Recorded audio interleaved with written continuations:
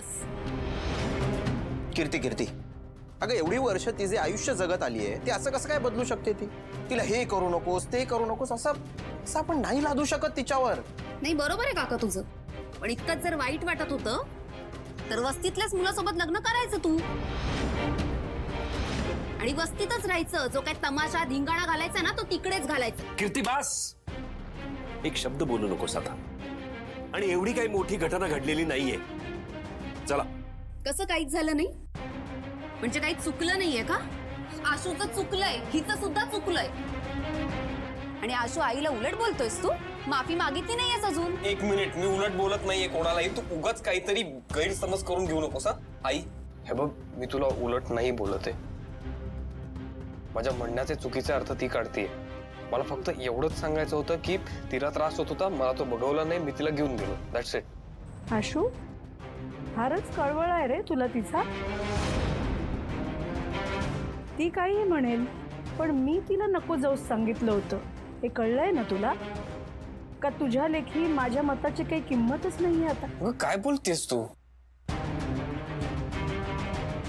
हे बघा सीताई, यात आशूची खरंच काही चूक नाही, चूक माझी आहे। तुम्ही आशूवर नका चिडू, जो काही राग काढायचा ना तो माझ्यावर काढा, खरंच सांगते, पण त्याच्यावर नका चिडू। तुला काय वाटतं याने मला काहीही फरक पडत नाही। माझ्या मुलाशी कसं वागायचं ना हे मी ठरवेन, पण तू आमच्यात अंतर पडतेस हेच खरं आहे।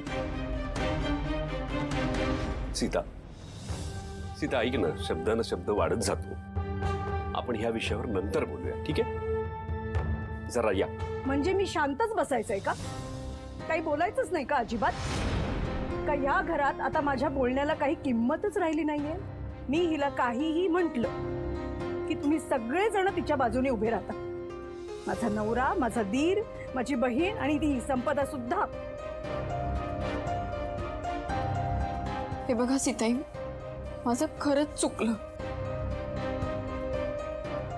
जायला नको होतं, तुम्ही द्याल ती शिक्षा मला मान्य आहे।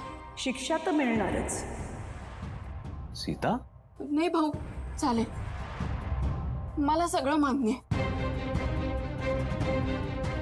शिवा, तू या घरातल्या सगळ्या गाड्या आणि घराचं अंगण धुवून काढायचं।